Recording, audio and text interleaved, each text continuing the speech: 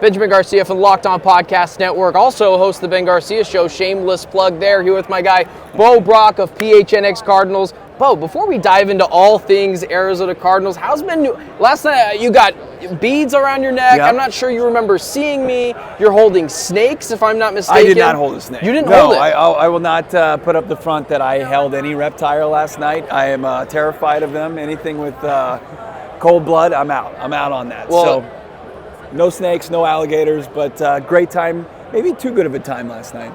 Well, you talk about, being cold-blooded. Yeah. And that's kind of what the Arizona Cardinals season was. You like that transition there, Bo? Yeah, it was nice. We go from 6-4 through week 11 and just completely poo-poo all over it. What would you say was the biggest reason for the collapse for the Arizona Cardinals through that 11-week stretch, and then just completely, Kyler Murray's not great, the defense gives it up against Carolina. What would you say was the biggest concern? I mean, you mentioned the defense there, but I got to point to the offensive side of the football. When we were going into this season and you were previewing what 2024 was going to be about, you thought that the offensive firepower was going to be the strength of this team, and it was too many peaks and valleys, and the valleys happen at the worst time. And this offense really kind of needs to find itself, needs to click going into 2025, which is going to be a pivotal make-or-break season, I think. Offensively, I think for the new regime, it's going to be a big moment for them. And, of course, the quarterback, Kyler Murray. I think this is going to be K1. Does he continue on as a Cardinal? Does he potentially wear this uniform for the rest of his career? Or do they find out, okay, maybe he's not the guy and we've got to figure out who the future signal caller is going to be? Yeah, and the frustrating thing from that, and I've been from this angle too, is it feels like we're doing the same story again from last season, where it's like, well, it's a make-or-break year from Kyler. I said it was too, and then you kind of think back, they did double their win total. Yeah. But Kyler Murray did give you a lot of reasons, even if you were the biggest believer like myself. Yeah. Maybe the future isn't so bright after all. It would be, and I talked to Trevor Sikkema of this yesterday, and he almost punched me right in the face as soon as I said it. Drafting a quarterback in the first round is malpractice. I think going after, especially overdrafting someone like Jalen Miller. You disagree with that? He was very adamantly he almost walked off set. Wow. I had to hold him by a leash to stay with me. But he was a big believer in Kyler, and I said, listen, I've been a big believer of him as well. But we have to look at some of the interceptions he threw week after week. Some of them completely boneheaded. The Patriot one sticks out the most. That got called back because of a penalty. It's great acting, by the way. Yeah, exactly. Yeah. Do you think second or third round, a day 3 guy, a Jackson Dart is a guy I really like that's starting to get some buzz, would it be wrong to, quote-unquote, waste a pick on a quarterback? No, not at all. I mean, you wasted a third-round pick, or you utilized whatever way you want to look at it, 82nd overall on a just blocking tight end. I mean, Tip Ryman, he's a fan favorite. He serves a role on this offense, but at the same time, top 100 pick on a blocking tight end. I think a lot of people can look at that. Our show looks at it, PHNX Cardinals, and we see that as maybe not taking the best value there at 82nd overall. Taking a quarterback at any point in the draft, there's value there. Not in the standpoint, I agree with you. I think the Cardinals need to take a quarterback, but not for, hey, this needs to be Kyler Murray's successor, potential, somebody that's going to take over the reins as the quarterback. But it's just what good organizations do.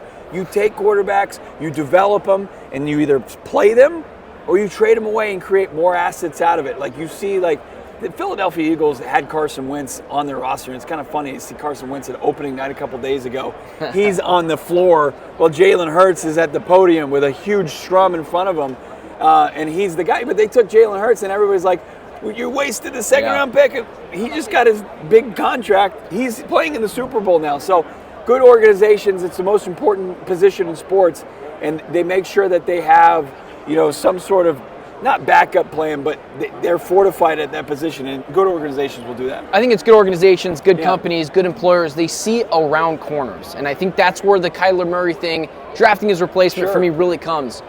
Let's talk about a draft pick from last year. Yeah. I've gotten a lot of hot water for this, and I don't really understand why, because I always preface it with Marvin Harrison Jr. I don't think is a bust. I think he could potentially be a top 10 wide receiver in the NFL. But, man, I look at Joe Alt of the Chargers. Yeah. Joe Alt, Paris Johnson Jr. on both ends, and that's kind of what I was hoping for last year. I was okay with Marvin. It was fun. It was flashy. Wide receivers aren't necessarily a premium in the NFL. You could have gotten T. Higgins potentially at the end of this year. Potentially. Yeah. Or Cooper Kupp's on the market. I'm not saying he's that premier guy, but as my idol Colin Cowherd likes to say, wide receivers seem to be icing at times.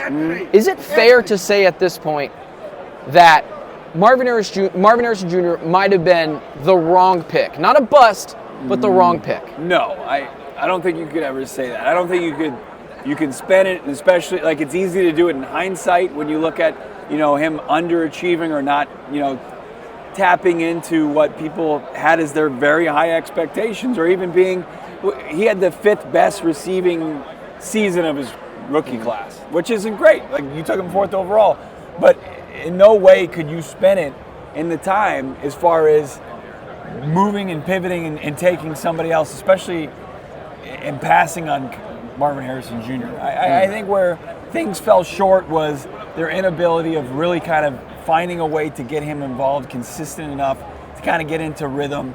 I think they found it at the end of the season, and I think Marvin's just going to be just fine. Like, I wouldn't make too big of hot takes on Marvin Harrison Jr. now, because I don't think they're going to age very well. That's fair. I look at it. The Marvin Harrison Jr. thing is really tricky, because as soon as you say it's the wrong pick, it's immediately he's a bust. I just look at offensive linemen being at a premium in this league. Potentially, there might not have been a trade back scenario so all this thing is just hearsay at this point. Let's continue more on the offensive side. Drew Petzing. I'm just going to flat out ask you, was it the right call bringing him back? Yes. Yeah, I mean, this is a big... You just angered a lot of people. No, and I understand that's a polarizing take, but it's not really as far as my opinion, but as far as the organization's opinion. They believe that Drew Petzing is an extension of Jonathan Gannon. There's a ton of belief and conviction in Jonathan Gannon, and Jonathan Gannon is a true believer in Drew Petzing. And if he thinks that the offense is going to click and it's on the right track, then you got to kind of just take that leap of faith with Gannon. Like Kyler Murray, I think that obviously Drew Petzing has a lot to prove in 2025. The thing I will kind of be, critical about Drew Petzing is, like, you'll look at the numbers and they look fine, but you also look at the personnel and they should have been better. I think that there's no denying that. So it's like, hey, he had the top 5, rushing unit, and EPA says that the Cardinals were this offensively. He's like, I watched this team for 17 games. They were not consistent enough offensively. They lacked in big plays in the passing game. They've got to be able to drive the ball downfield. If that doesn't happen, then you have to look to the play caller on why things were not right in the desert. Huge free agency coming up. Yeah. There, and the NFL draft, really, there's a particular order you can go. You can draft a pass rusher, or there's guys that could be available. My favorite, now, this should be everyone's favorite, he's 27 years old, Max Crosby. Okay. I still think with the Pete Carroll thing, you want to move up in the draft, the best way to do it? Come and get the Cardinals' 16th overall pick. Yeah. And make a deal with Max Crosby. You can have a premier pass rusher, have fun with that. But Aiden O'Connell, I'm not sure they can throw the football further than I can at this point in his career. So if that's the case, if it's Max Crosby or Myles Garrett, or is there someone that you think is more plausible and should be a Cardinal next year? Because, Bo, you and I were out at training camp last year, and the whole talk was, oh man, their pass rush ain't great. Right. I mean, they're having. So there were some guys, B.J. Ojolari was showing some things. You and I were there when he tore his ACL, or whether it was Darius Robinson, who wasn't disappointing, but just had an up and down rookie season. He's not a sack artist. He's not a sack specialist. He's an more of a run guy. stuff. Yeah, he's going to be a lunch pail kind of guy. Who's a guy that you would say, yeah, he's got to be here? I think Myles Garrett is probably the most appealing, just because where his age puts him as far as what you would have to give up to get him, and then the production you would get under his contract. Under a contract for the same amount of years as Max Crosby, I think you go Myles Garrett over Crosby, just because Crosby a little bit younger. He's going to command more in return. And it's like you're going to get probably the same production for about the same price, but it's going to cost less. I would go with the Defensive Player of the Year from 2023 and Myles Garrett. Like, I think that he would just both of them would change the complexion of his defense. The ability to cover is there, I think, from the Arizona Cardinals. The ability to rush, it's not there. So you aggressively pursue both of them, but if you're asking me to pick, I'm going to go with the former Defensive Player of the Year, Myles Garrett. The years of trading for a premier pass rusher at 26 years old and Chandler Jones for a second-round pick and a bust of a left guard from years ago are probably behind us. Yeah. What do you think Myles Garrett goes for? I mean, I think it's going to be a 1 and some change. And, is a team going to be bold enough to get up there and say, here's a first and here's maybe a second? That becomes, pretty rich, but at the same time, it's worth it. Like, once you see the production next year, and this is a guy outside of his rookie season, double-digit sacks. I mean, this is a guy that can do it all for your defense. He's that war daddy and would fit Nick Rawles's defense perfectly. He would fit any defense perfectly. But, like, as we're here, like, talk to Tom Zalasaro at opening night. Talk to Diana Rossini. Like, all 31 teams are going to be in on a guy like Myles Garrett. Are you going to be able to keep the price in a good enough spot to where Monty Osborne's going to be able to pull the trigger? Will he pull the trigger too? Sorry, I got fixated on you calling Myles Garrett War Daddy. That's right. Is that what I heard? That's so, right. Listen, I'll be out there at training camp again with you late in March, April, whatever. OTAs. All that, right? If Myles Garrett shows up, I'm going to need you to have to call him War Daddy. I mean, that's an easy thing to do. That's an easy thing to call him War Daddy. He is. It's not like me going and like, hey, Zayvon Collins is War Daddy, because then everybody's going to look at me like I've got two heads.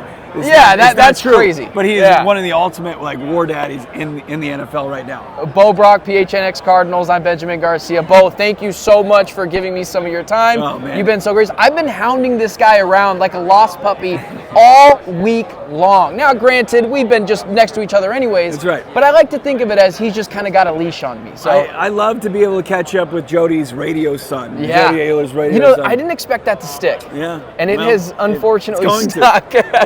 You're the I think I'm the favorite because I'm the youngest. Of his former producers? Yeah.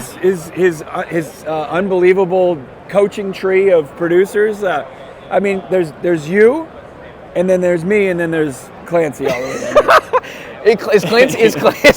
Is Clancy even behind Will?